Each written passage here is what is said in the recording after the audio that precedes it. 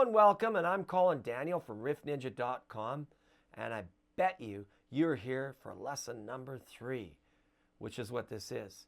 You know, if you want to take your guitar to the next level, you should come and visit us at riffninja.com. So let's get started.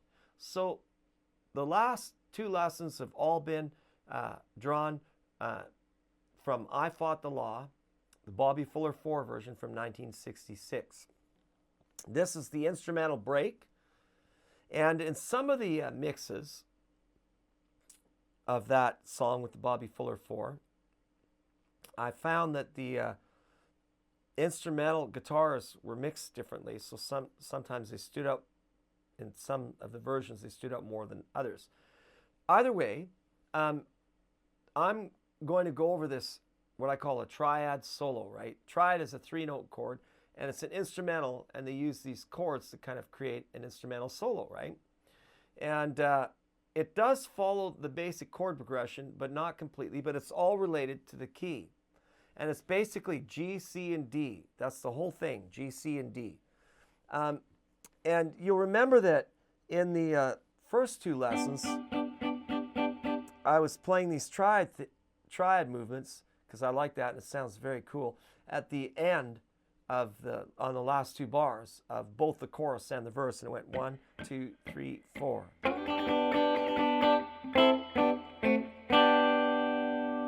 Those are triads, 3-note chords, right? Now this is a G major. We're still using G, C, and D, but we're going to use it in a bunch of different positions. This is a G major with the root on the 1st string. Now, you can take this D chord and move it up. D, E, F, G.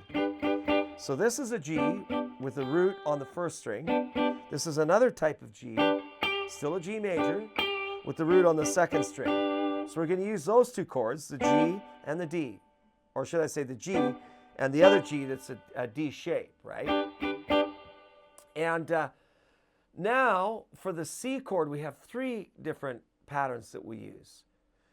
We use the C root 1, which is just like a G to A to B. So it's just this G triad moved up to the C, which is the 8th fret, right? I'm barring with my 1st finger, the 1st and 2nd string, and then with my 3rd finger, I'm catching the 3rd string. So there's a C. Now the same trick, we take the D major chord that we moved down here, and we played it here at the G, which was at the 7th and 8th fret. And if that's a G, then this is A, then this is B, then this is C. And that's at the 12th and 13th fret. So 12th fret's my 1st and 2nd finger, and 13th fret is for my 3rd finger. That's just a D major moved up, right?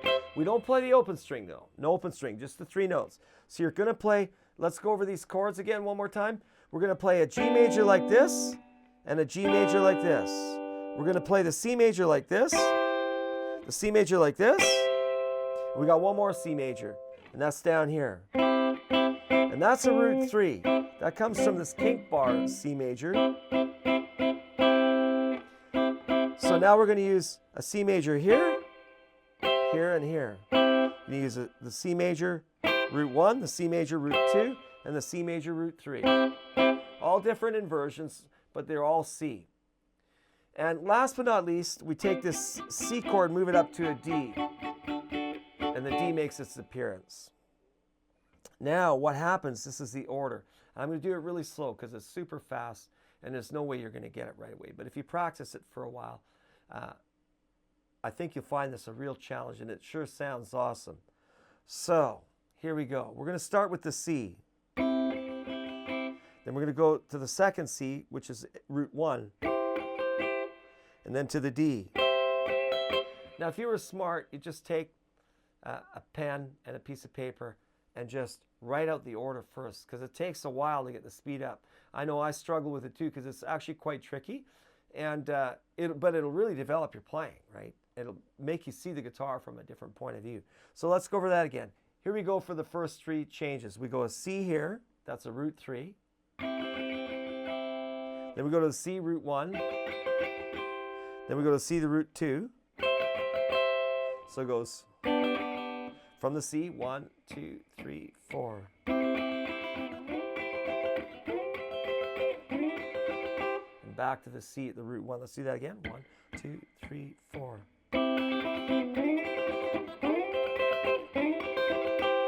Do it again. 1, 2, 3, 4.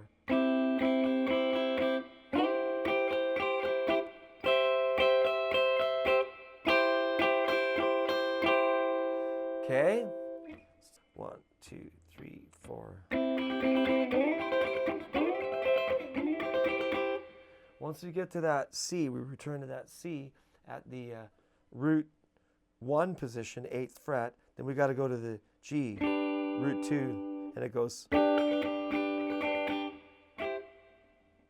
So let's go over that again. It goes back and forth. So we're going to go 1, 2, 3, 4.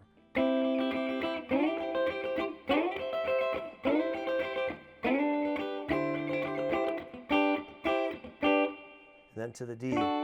That's the tricky part. The timing thing in there is very strange. I don't count it out. It's just something you have to feel. We'll go over it again. 1, 2, 3, 4.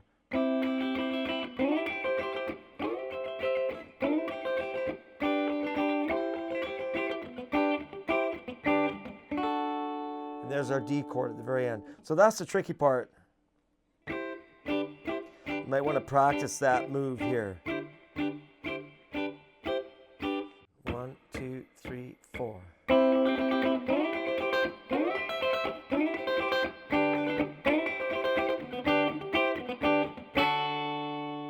So that's the first half of that instrumental. Then it repeats itself again. 1, 2, 3, 4.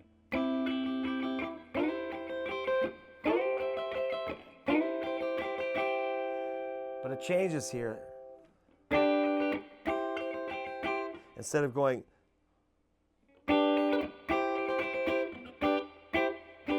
back to the D, it does this. 1, 2, 3, 4.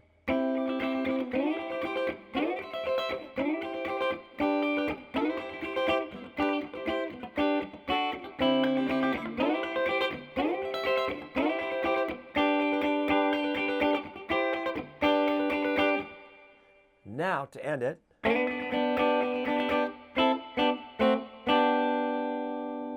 isn't that cool, eh? So it goes back to those closing triads that they use in the chorus and the verse. Let's go over it again. Go over the first half. 1, 2, 3, 4.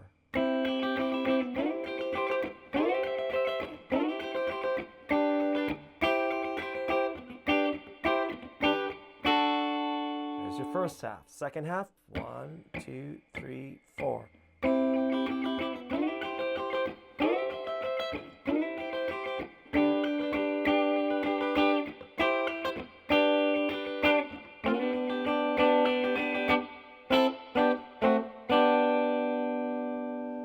Now we'll put it together. You ready? 1, 2, 3, 4.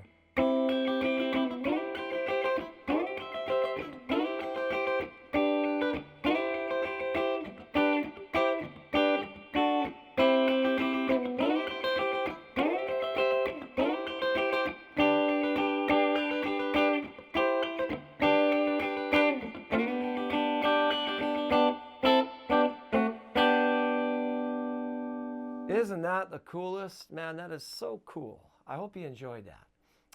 Have fun with it. It's really going to develop your playing. And thanks for giving me your time, and I hope this has benefited you.